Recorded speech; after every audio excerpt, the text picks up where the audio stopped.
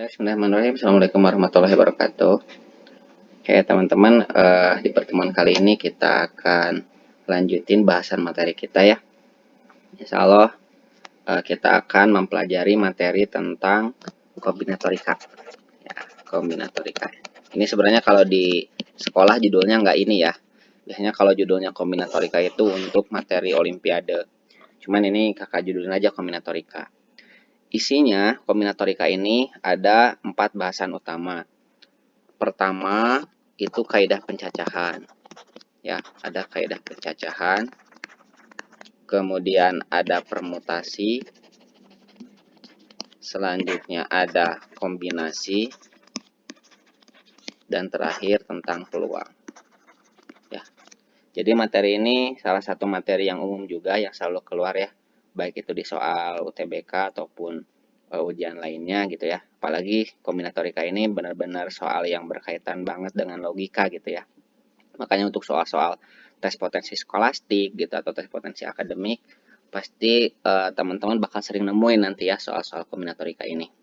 Nah, yang pasti di sini teman-teman harus kuasai betul-betul konsepnya gitu ya. Dan apa bedanya dari masing-masing ini.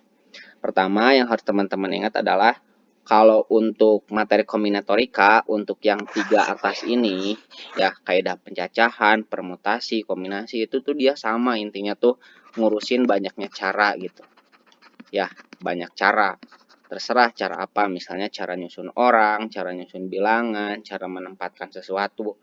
Pokoknya ini materi 3 bagian yang atas ini ngurusin tentang banyaknya cara. Dan yang paling banyak variasinya itu adalah di bagian yang pertama nih, kaidah pencacahan. Karena untuk permutasi sama kombinasi itu udah punya rumus yang jelas. Jadi biasanya kalau udah ada rumus, implementasinya yang nggak terlalu banyak variasinya. Tapi kalau untuk kaidah pencacahan, ini benar-benar banyak banget variasinya. Karena konsepnya pun adalah konsep logika.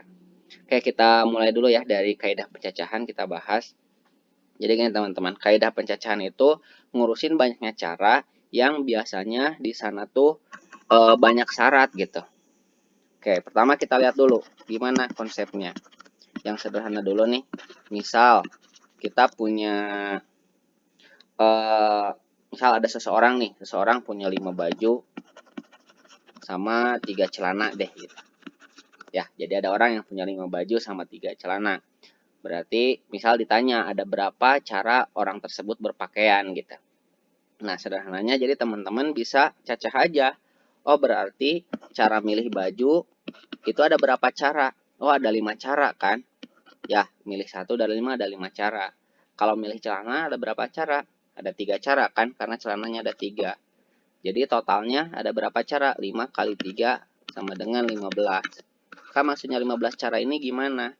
Jadi teman-teman bisa bayangin kalau misalnya bajunya ada 5, kakak sebutlah bajunya tuh baju A, B, C, D, E. Ya, A, B, C, D, E. Nah, masing-masing baju bisa dipasangkan dengan 3 buah celana. Misalnya celananya warnanya merah, kuning, hijau gitu ya. Jadi A sama M, K atau H gitu ya. Yang B juga sama gitu. Jadi intinya kalau misalnya nih teman-teman ada 5 baju sama 3 celana, ada berapa cara berpakaian ya? Berarti tinggal pakai kaidah pencacahan gitu. Nah, jadi kaidah pencacahan ini ngurus banyaknya cara yang ya istilahnya syaratnya suka-suka yang bikin soal gitu. Nah, sekarang kita coba lihat dulu misal ada 5 orang nih. 5 orang hendak duduk ya di kursi sejajar gitu kan. Nah, pertanyaannya adalah ada berapa cara kelima orang tersebut duduk? Oke. Nah, kita mulai ya. Ini kaidah pencacahan. Jadi, kalau kaidah pencacahan ini nggak ada istilahnya nggak ada rumus gitu. Jadi benar-benar murni cara kalian nyacah ada berapa banyak sih caranya. Misal ada 5 orang nih, A, B, C, D, E mau duduk di 5 kursi. Oke, pertama cara ngatur mereka duduk adalah kita lihat dari kursi pertama, misalnya di paling kiri. Di paling kiri itu ada 5 kemungkinan. Kan ada 5 orang tuh A, B, C, D, E. Oh, berarti di antara 5 orang tuh salah satu bisa duduk di sini kan. Nah, selanjutnya di kursi kedua ada berapa pilihan? Ya, anggaplah ada salah seorang yang udah duduk di kursi pertama, misalnya si C. Berarti pilihannya tinggal 4 lagi dong. A, B, D, sama E. Gitu ya. Jadi kursi kedua ada 4 pilihan. kursi ketiga ada 3 pilihan gitu. Kursi berikutnya ada 2 pilihan sama 1 pilihan. Gitu ya. Akhirnya kita dapat. Berarti ada berapa total cara mengatur duduknya? Jadi tinggal kali-kaliin aja 5 kali 4 kali 3 kali 2 kali 1. Gitu ya. Berarti ini kita hitung jawabannya berapa nih? 5 kali 4 20 kali 3 60 kali 2 120. Nah, atau di sini juga teman-teman mulai belajar bahwa ada namanya notasi faktorial gitu ya. Jadi kalau teman-teman punya perkalian, dari awalnya bilangan berapa aja gitu ya, terus ngurut sampai 1 gitu. Nah, itu bisa kita ganti dengan faktorial. Berarti kayak bilangan ini bisa kita ganti dengan bahasanya adalah 5 faktorial gitu. Ya. Jadi 5 faktorial itu artinya 5 kali 4 kali 3 kali 2 kali 1 gitu. Nah, sekarang kita coba, ini kan masih belum ada syaratnya ya. Ini masih belum ada syaratnya. Jadi kita coba yang udah mulai ada syarat. Misal kan ada 5 orang tadi. Ya, 5 orang ini mau duduk 5 kursi. Tapi misalnya gini, ada seorang ya, misalnya ada seorang nih di antara 5 orang ini misalnya ya, ada jangan seorang deh. Ada 2 orang yang pengen selalu duduk barengan. Gitu ya. Jadi A, B, C, D, E, tapi ada 2 orang yang pengen duduk barengan. Artinya kan di sini udah mulai ada syarat gitu. Nah, berarti gimana? Ada berapa cara mengatur mereka duduk? Gitu. Oke, seperti biasa kita bikin dulu kotaknya. Nah, tapi tadi syaratnya dari 5 orang ini ada 2 orang pengen duduk barengan nih. 2 orang pengen bersama gitu ya. Pengen deketan terus gitu duduknya. Oke, 2 orang pengen deketan posisi duduknya. Berarti ada berapa cara? Nah, kalau kondisinya kayak gini berarti teman-teman boleh ya udah anggap aja ada 2 kursi itu dihitung sepaket aja gitu. Ya. Jadi nanti kita tinggal hitung ada berapa cara ngaturnya. Ini kan jadi total jadi 4 ya. Ini 4 3 2 1 gitu ya. Jadi 4 kali 3 kali 2 kali 1. Gitu kan. Nah, si 2 orang itu yang duduk, misalnya orangnya adalah A sama B, itu kan posisinya bisa tukeran, bisa AB atau BA. Makanya di sininya di bagian yang dalamnya juga dia bisa ngurut 2 1 gitu ya. Jadi ini selanjutnya harus dikali 2 kali 1. Sehingga akhirnya kita punya persamaannya jadi 4 faktorial kali 2 faktorial gitu ya. Atau sama dengan 24 kali 2 48 gitu. Jadi kalau ada 5 orang kemudian mau duduk tapi ada 2 orang yang pengen duduk bersama, yang pengen duduk deketan, berarti totalnya ada 48 cara ya. Jadi di sini tuh untuk kasus kaidah pencacahan biasanya udah main-main dengan syarat gitu. Ya, syaratnya macam-macam. Misalnya teman-teman di sini, oh dari 5 orang tuh ternyata mereka itu adalah terdiri dari 3 wanita sama dua pria misalnya gitu kan. Oh duduknya misalnya mau selang-seling, boleh gitu kan. Ini tuh yang penting kita lihat aja syaratnya gitu. Ya, karena kaidah pencacahan tuh benar-benar tergantung soalnya. Duduknya selang-seling, oh berarti urutannya adalah pasti gini dong, karena selang-seling wanita, pria, wanita gitu. Nah, sekarang tinggal kita lihat cara ngurutin yang wanita. Oh, yang wanita kan ada 3 nih. Oh, berarti yang di sini ada 3 pilihan, yang tengah 2 pilihan, sini 1 pilihan. Yang prianya 2 pilihan, 1 pilihan. Artinya ya udah tinggal kita kali-kaliin semuanya ya. Gitu. Ya berarti sama dengan 3 kali 2 6 kali 2 12 gitu. Ya, jadi ada 12 cara kalau misalnya mereka ternyata terdiri dari 3 wanita atau 2 pria.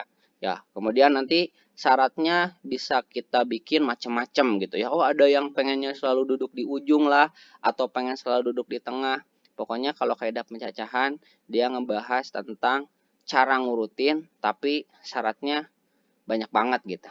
Ya, karena di sini dia nggak ada rumus, jadi benar-benar mainin caranya aja ada berapa gitu, cara nyacahnya seperti apa. Nah, di sini kakak coba tunjukin salah satu soal yang mungkin mirip ya dengan soal UTBK tahun 2020 yang berkaitan dengan soal kaidah pencacahan. Nah, misalnya gini, kita punya soalnya sebuah kata sandi 5 digit dibuat dengan kombinasi huruf dan angka secara selang-seling sebagai berikut. Jadi urutannya ada angka, huruf, angka, huruf, angka. Angka pertama dan angka terakhir merupakan bilangan genap berbeda. Ini bukan bilangan kayak maksudnya angka ya. merupakan angka genap berbeda. Oke, angka genap tuh berapa aja? Kan ada 5 ya. 0, 2, 4, 6, 8. Gitu kan, si angka genap tuh ada 0, 2, 4, 6, 8. Gitu. Jadi kalau ibaratnya kita bikin kotak 1, 2, 3, 4, 5. Oke, bilangan genap berbeda berarti pilihannya ada berapa?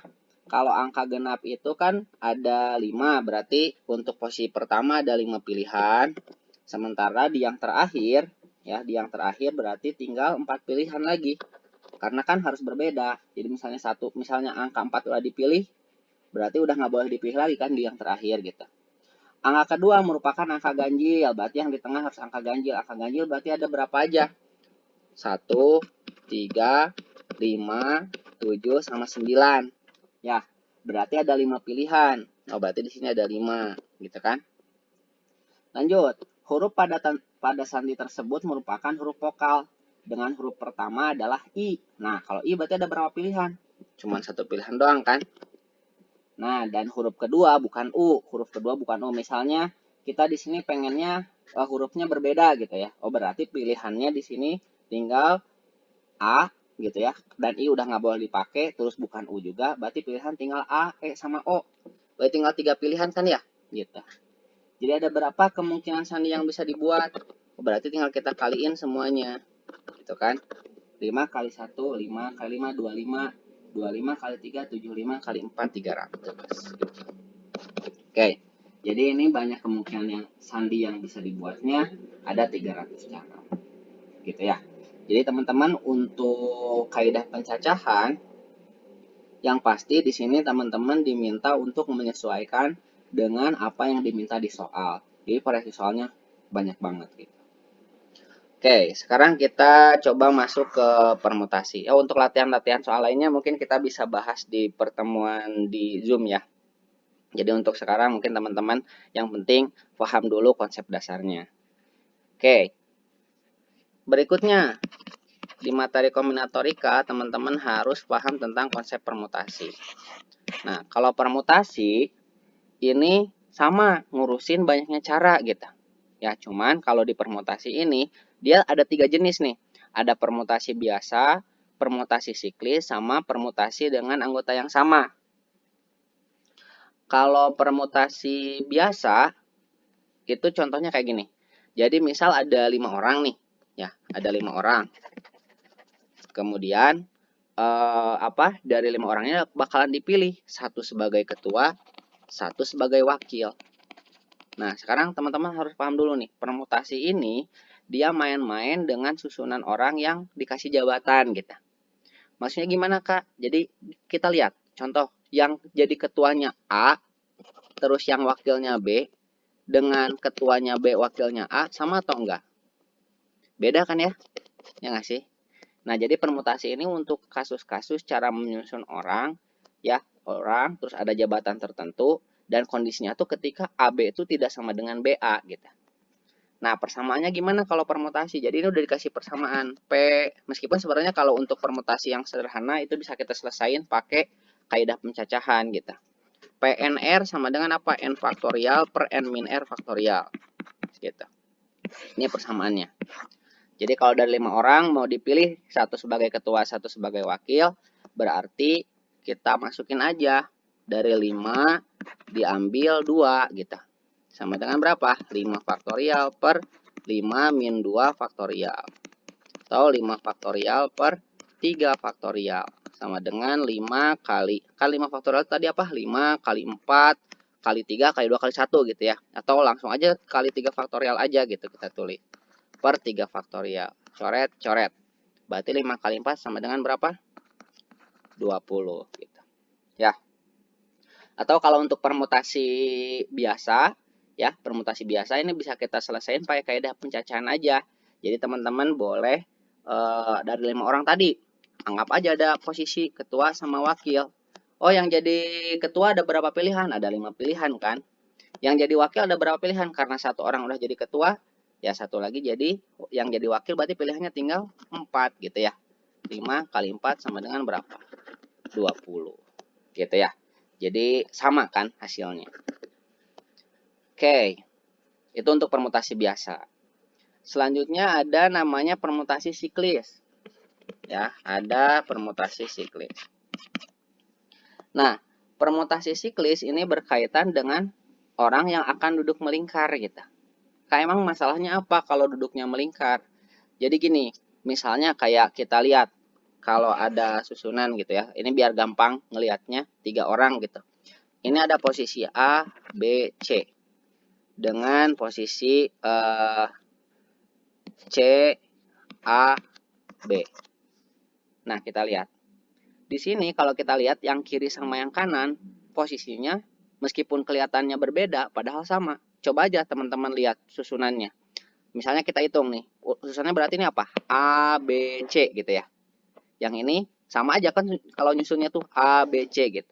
Jadi permasalahan di permutasi siklis itu ada beberapa kondisi yang sama. Makanya dia dibedain, dipisahin sendiri. Nah, persamaannya gimana untuk permutasi siklis? Dia persamaannya tinggal gini aja, n-1 faktorial. Ya, jadi ibaratnya kalau misalnya ada 3 orang nih, mau duduk melingkar, ada berapa cara nyusunnya? 3 kurangi 1. Berarti berapa? 2 faktorial. Berarti ada 2 cara aja gitu nyusunnya. Buktiin emang benar Kak? Ya, lihat. Satu kan tadi yang ini ABC dianggap sama ya dengan CAB. Jadi kondisinya cuma gini doang, ABC dengan ACB. Udah gini doang. Ya. Jadi kalau ini kan susunannya ABC, BCA, CAB kan sama aja. Yang ini mah kan ACB. Beda kan sama yang kiri gitu. Oke, kalau dari 5 orang berarti gimana? Ya 5 kurangi 1 faktorial gitu kan. Kalau dari 5 orang, 5 kurangi 1 faktorial. Berarti berapa? 4 faktorial sama dengan 24. Gitu. Nah, untuk di permutasi siklis pun sebenarnya sama aja. Bisa kita bikin apa? Bisa kita bikin jadi ada variasinya. Contoh misalnya nih, dari 5 orang ini ya, dari 5 orang ini ada orang yang selalu pengen duduk barengan. Oke, atau gini aja, dari 5 orang ini terdiri ada ketua ya, ada ketua, terus wakil sama sekretaris. Nah, itu dia. Oke, ini kita coba ya. Contoh variasinya nih yang permutasi siklis. Dari 5 orang ini ada ketua, wakil, sekretaris sama 2 anggota gitu ya. Nah, ceritanya mereka ngadain rapat pada sebuah meja bundar. Dan posisinya ketua itu selalu diapit oleh wakil sama sekretaris. Misalnya gitu kan. Jadi ketua itu selalu diapit sama wakil dan sekretarisnya. Pertanyaannya ada berapa cara mereka cara nyusun duduk mereka gitu. Oke, kita bikin ya. Sebetulnya konsepnya sama tadi kayak kaidah pencacahan. Berarti karena ada 3 orang mau duduk barengan, ya, mau 3 orang mau duduk apa? Bersebelahan terus, berarti yang 3 kita bikin sepaket. Nah, jadi yang anggaplah yang ini jadi bikin sepaket gitu ya. Jadi akhirnya kayak kita nyusunnya dari 3 aja gitu. Maksudnya ini kan ada susunan 1, 2, 3 gitu. Ya, jadi ada 3 orang, kayak kita anggap 3 orang. Kalau cara nyusun 3 orang, siklis berarti ada berapa cara? Ya tinggal 3 kurangi 1 faktorial gitu ya. Berarti sama dengan 2 faktorial gitu. Nah, tetapi di sini teman-teman harus perhatiin bahwa untuk yang 3 orang, yang ketua, wakil, sama sekretaris itu ada beberapa pilihan. Ya, ketuanya kan wajib di tengah nih. Ketua berarti cuma satu pilihan di sini aja. Tapi untuk wakil dan sekretaris itu posisinya bisa dia berpindah gitu. Bisa jadi wakilnya tuh di kanan atau yang di kanan tuh sekretarisnya gitu. Jadi wakil di kanan, sekretaris di kiri. Atau wakil di kiri, sekretaris di kanan gitu ya. Ada 2 pilihan artinya gitu kan. Nah, berarti dari sini kita tinggal kaliin lagi ya untuk posisi duduk yang si ketua, wakil, sekretaris berarti 2 kali 1 kali 1 gitu ya. Nah, berarti 2. Nah, hasil akhirnya tinggal kita kaliin 2 faktorial kali 2. Berarti ada 4 gitu ya. Jadi ada 4 cara mengatur duduk mereka. Gitu. Nah, itu untuk permutasi siklis. Nah, kemudian ada lagi nih permutasi yang lain. Permutasi dengan anggota sama. Nih, permutasi anggota sama. Oke, permutasi dengan anggota sama. Kak, maksudnya anggota sama gimana? Jadi contoh misalnya, kayak kakak punya huruf, ya, huruf yang membentuk kata abjad misalnya nih, abjad. Oke. Nah, jadi kalau kita lihat nih dari posisinya ya, misal kakak disuruh coba susun ulang dari kata abjad ya, abjad misalnya bisa kakak ganti A sama B tukerin jadi bajad gitu ya, bajad. Atau misalnya yang ditukerin dari sininya J sama D-nya jadi badaj gitu. Jadi apa? Abdaj gitu kan. Abdaj dan lain sebagainya. Cuman yang harus kita perhatiin adalah ketika yang ditukerin itu adalah A sama A, ngaruh nggak? Nggak ngaruh kan ya? Tetap aja tulisannya jadi abjad. Nah, itulah maksud anggota sama tuh karena kalau ketika apa? Ketika ada anggotanya yang sama, maka pas disusun ulang tuh bisa jadi ada susunannya tuh yang sama aja gitu. Nah, di situ dimainkan permutasi anggota sama. Nah, persamaannya untuk permutasi anggota sama, jadi kita lihat ada berapa anggota yang samanya gitu. Jadi boleh kita susun kayak gini lah, n faktorial per p faktorial, q faktorial, x faktorial. Artinya kita lihat susunan huruf yang samanya ada berapa. Jadi kayak dari kata abjad nih, totalnya ada berapa hurufnya? Ada 5. A, B, J, A, D kan. Kemudian kita lihat huruf yang samanya ada berapa? Ada 2 aja kan ya, A sama A tuh 2 faktorial. Berarti 5 faktorial per 2 faktorial. Sama dengan 5 kali 5 faktorial itu berarti 120 bagi 2, 60. Berarti ada 60 cara nyusun. Kita ambil contoh soal yang lain, misalnya dari kata anggota nih. Kita bikin dari kata anggota. Nih anggota, gitu kan. Kalau anggota, hurufnya ada berapa total? 7 faktorial. Ya, 7 berarti 7 faktorial. Lihat yang samanya ada apa aja. Ada A sama A, berarti tulisin 2 faktorial. G-nya sama juga ya, 2 faktorial juga. Jadi hati-hati kalau misalnya kayak gini, gak boleh langsung ke 7 faktorial per 4 faktorial. Bukan gitu ya. Tapi 7 faktorial per, lihat anggota yang samanya ada berapa, sama siapa aja gitu sepaketnya. Oke, jadi ini nanti tinggal teman-teman hitung aja.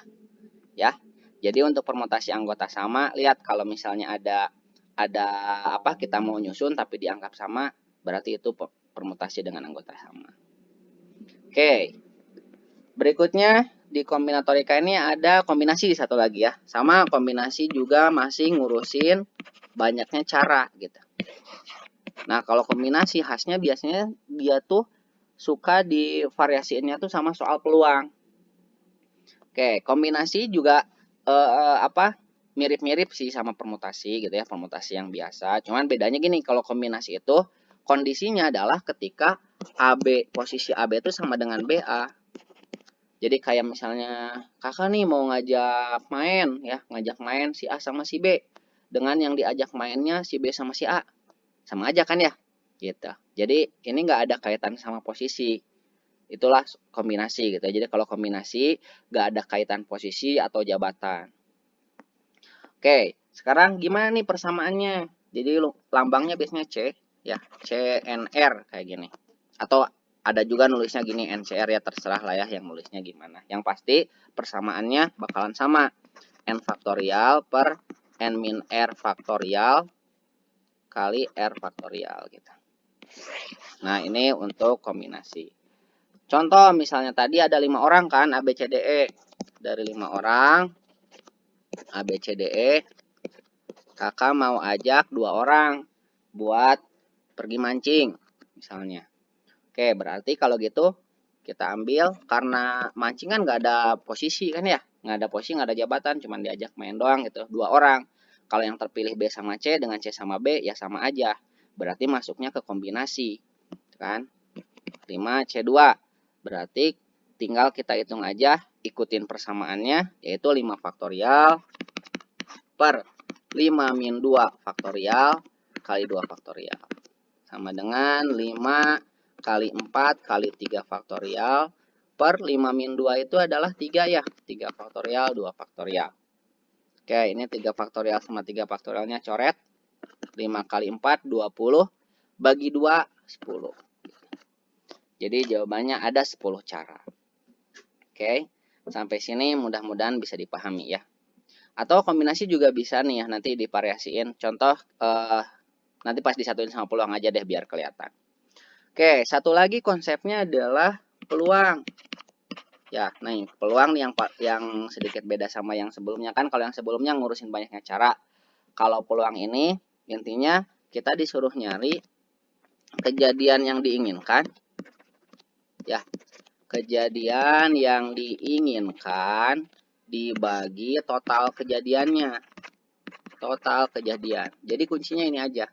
Kejadian yang diinginkan, kejadian yang diinginkan dibagi dengan total kejadiannya. Sebentar.